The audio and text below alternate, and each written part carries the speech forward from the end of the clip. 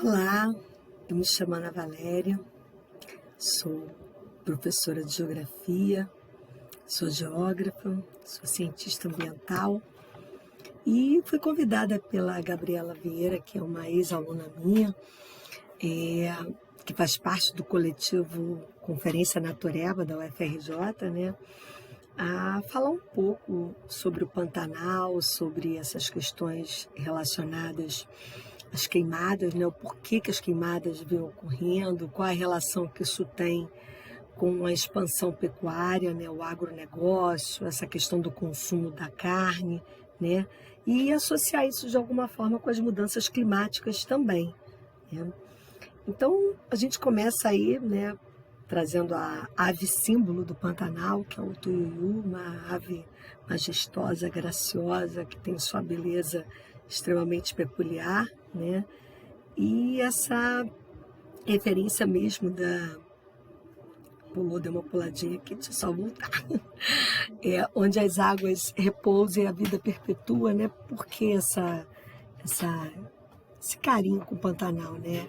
É a maior bacia, uma planície alagada, né? Alagável do mundo, né? E a gente acredita que a vida se perpetua assim mesmo com todas essas questões, né? Então a gente vai começar falando um pouco sobre o Rio Paraguai, né? Que é o principal rio, né? Que contribuinte de todo esse bioma tão específico e peculiar, né? Onde ele vive de acordo com o regime das águas, né? Então, a gente tem essa questão das estações de chuva, né? Estação de cheia e estação de seca, né? Então, o Rio Paraguai, ele vai ser o principal, ele faz parte da Bacia da Prata, né? Não podemos esquecer que o bioma pantaneiro é um bioma transfronteiriço, né? Ele pega desde a Bolívia até o Paraguai, o Brasil, né? Só que lá ele tem o nome de Chaco. E a gente vai começar a falar um pouquinho sobre esse regime de chuva, de seca, né? Então a gente tem aqui o principal posto de medição, fica na cidade de Ladário, né? No Mato Grosso do Sul, fica exatamente 7 quilômetros de Campo Grande. Esse posto de medição tem 120 anos, tá? Quando ele indica que o Rio Paraguai chegou a 4 metros, já inicia um período de cheia, né? De acordo com a série histórica, né? O período chuvoso, né, vai acontecer exatamente de novembro a março, onde a gente tem um registro de média histórica de 810 milímetros, mas a gente vai ter áreas com as cheias variadas, né? Mais ao norte, né, pegando a cidade de Cuiabá, bem mesmo que ao norte, a gente vai ter o período da cheia nessa região de janeiro a março, tá? Já ao sul, já pegando essa outra região aqui, pegando Campo Grande, o período das cheias vai se dar de abril a julho. Uma coisa é o período chuvoso, a outra é por quanto tempo essa chuva contribui para que toda essa área fique alagada, né? Aí, no caso, a gente vai ter uma sazonalidade de diferenciação de meses para cada região do Pantanal. Então, os períodos mais secos, né, vai ser exatamente agosto, setembro e outubro, sendo que em outubro geralmente já começa a chuva. E a nossa, né, para nossa alegria e tirar toda a tristeza que a gente estava a cada momento que se ligava a televisão e via todo aquele cenário lunático, catastrófico de tudo queimado, animais mortos nos piores, enfim, as piores imagens que a gente possa imaginar. A chuva nos brindou, exatamente, ela desceu, começou a cair no dia 15 de outubro, dia dos professores, né, para tentar enxugar, né, as nossas lágrimas. Foram quase que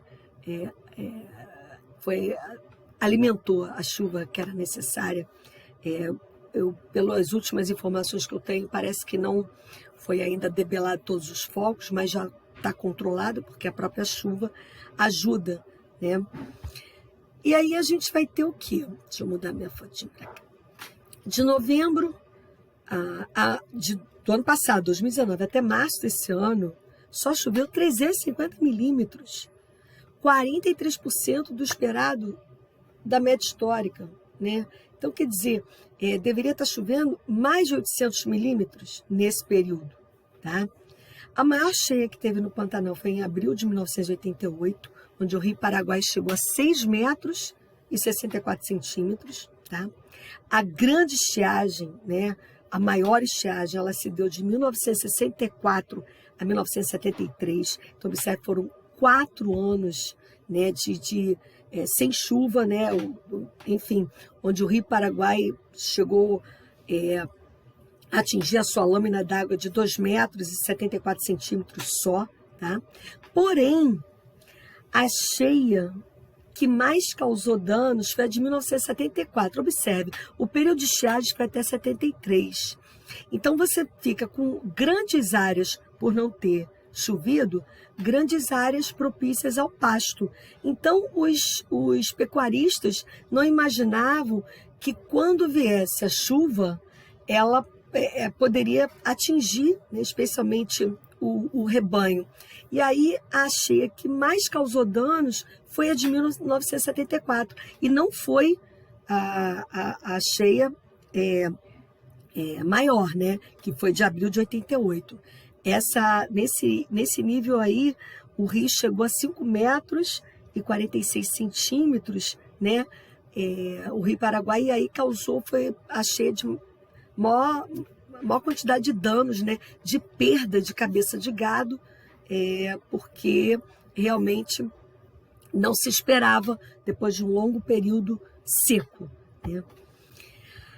As mudanças de temperatura, né, deixa eu voltar aqui, peraí, opa, isso, é só mudar o rostinho. As mudanças na temperatura isso aí foi um dado de uma pesquisa do INPE, tá? As mudanças de temperatura na superfície dos oceanos, quando significativa, ou seja, a gente sofre pelo Oceano Atlântico, tá? Podem favorecer o aumento das atividades com o uso de fogo na vegetação, né?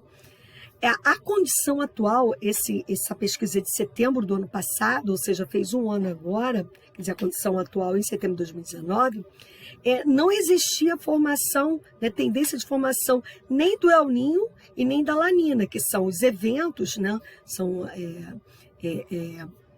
os processos, né, que podem alterar a temperatura na superfície do oceano, tanto Atlântico quanto o Pacífico, mas a gente vai sofrer mais influência do Atlântico, do Pacífico nem tanto por conta da grande barreira da Cordilheira dos Andes, que a gente já vai ver no próximo slide, tá? Então, por ter condição neutra, ou seja, a gente não está sob o regime nem do El Niño, nem da Lanínia, as condições do Oceano Atlântico em setembro de 2019 era neutra, né? Então, essa condição neutra não favorece a ocorrência de queimadas de forma natural no bioma do Pantanal. Opa, isso já é um sinal. Vamos, alerta que nos slides mais à frente eu vou mostrar isso.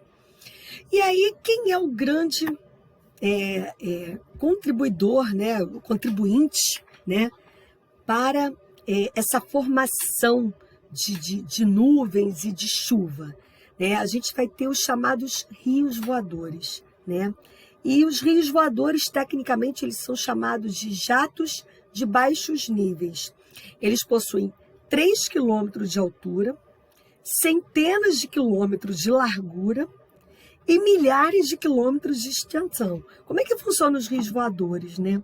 Eles se formam exatamente nessa faixa equatorial do Atlântico, né? Onde a gente tem uma intensa evaporação. Então, ele vai se carregar de umidade. Essa evaporação, ela é condensada sobre a Amazônia, onde ela vai sofrer todo o processo aqui de sucção dos ventos alísios, né? Bombardeando esse vento para o interior do continente. gerando as chuvas e fazendo mover os rios voadores, ou seja, são ventos carregados de umidade, né? Então, o que vai acontecer? Essa umidade ela vai avançar nesse sentido oeste, só que ela vai esbarrar aqui, gente, na Cordilheira dos Andes, né? E aí, o que vai acontecer? Esse vapor d'água, ele vai sofrer uma recirculação, no que ele esbarrar, ele vai voltar para dentro do continente, né?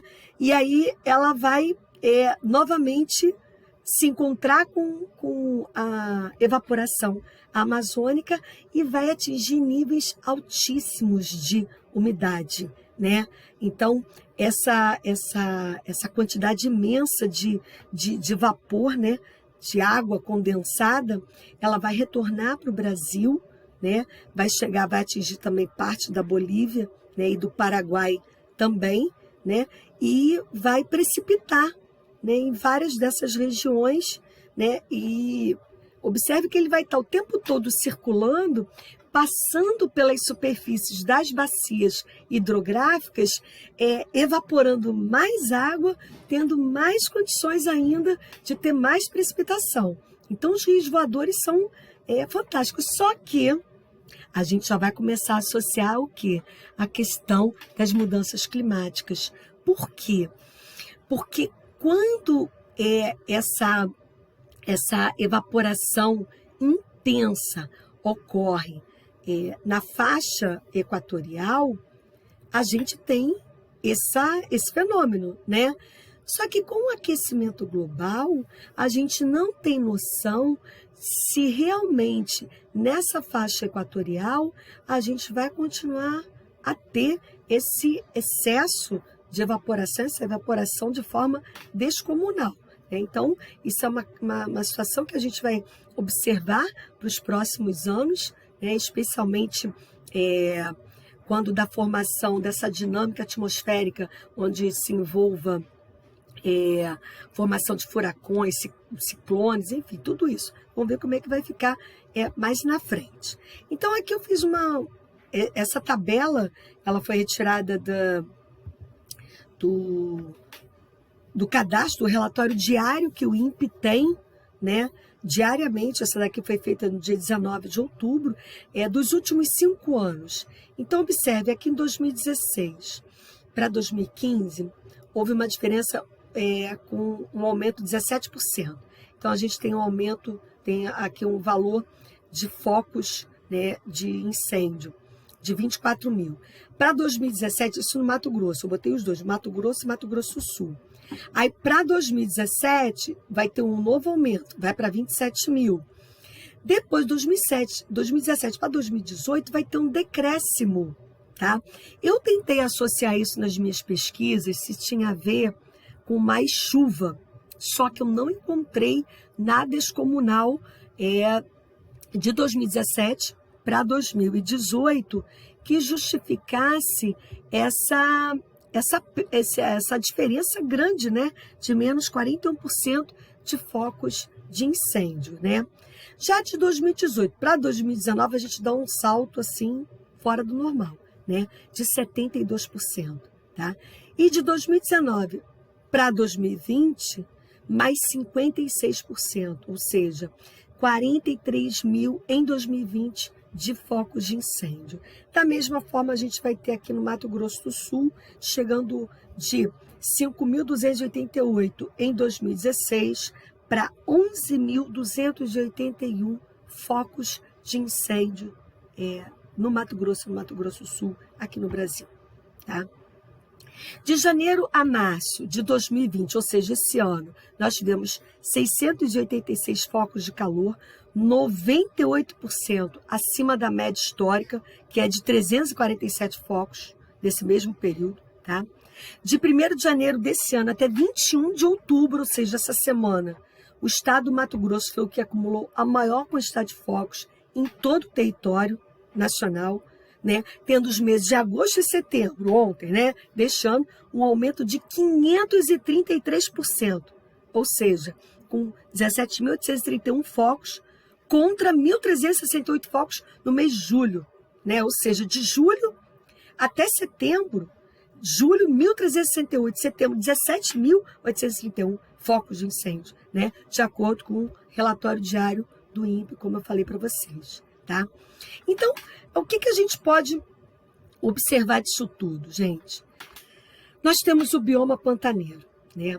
Então, o que é claro, até pela aquele documento que o INPE divulgou em setembro do ano passado, se nós estamos em condições neutras no Oceano Atlântico, né?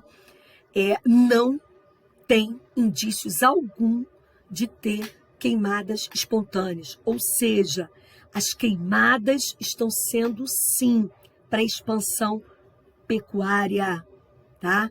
E o pior, pelo que eu já, pelas leituras que eu fiz, inclusive em fazendas, né? Ou seja, não é a área de parque, de reserva, não, em áreas realmente de fazendas, ou seja, fazendas pecuaristas, né? Fazendas produtoras de gado. A expansão agrícola também está contribuindo, né, promovendo desmatamento com a queimada, que está gerando contaminação por agrotóxicos, tá? Não só no solo, como também nas águas. Nós temos um problema sério também no Pantanal, que é a exploração mineral, tanto diamante, ouro, né, que gera mercúrio e contaminação. Vários peixes e jacarés foram detectados com o mineral mercúrio, né? Nós vamos ter, claro, o aumento das temperaturas globais, né, com o aquecimento global favorecendo a fenômenos extremos recorrentes, né? Ou seja, a gente vai ter anos muito quentes, anos muito secos, lugares muito frios, lugares muito... Então, esses são os fenômenos extremos recorrentes. Formação, por exemplo, em março de 2004, nós tivemos o primeiro furacão brasileiro, que foi o Catarina, né? O Atlântico Sul era tido para a comunidade científica como uma área totalmente fora de se ter o fenômeno de furacão, e, no entanto, as mudanças climáticas já estão provando que o cenário vai ser diferente, tá? Os focos de incêndio, né, de fogo nas áreas, nas propriedades dos fazendeiros, né? E, claro, os incentivos governamentais para a expansão agropecuária, né? O desmantelamento da máquina estatal para a prevenção e a fiscalização, porque a gente viu, por exemplo, essa semana mesmo, a acusação de que o IBAMA, que é o Instituto Brasileiro de Meio Ambiente e Recursos Naturais Renováveis, está sem verbas orçamentárias para prevenir, né, coibir, fiscalizar, prevenir mesmo a questão, por exemplo, das queimadas, né, multar. A fiscalização requer a multa desses fazendeiros que, de forma criminosa, vem promovendo essa verdadeira carnificina.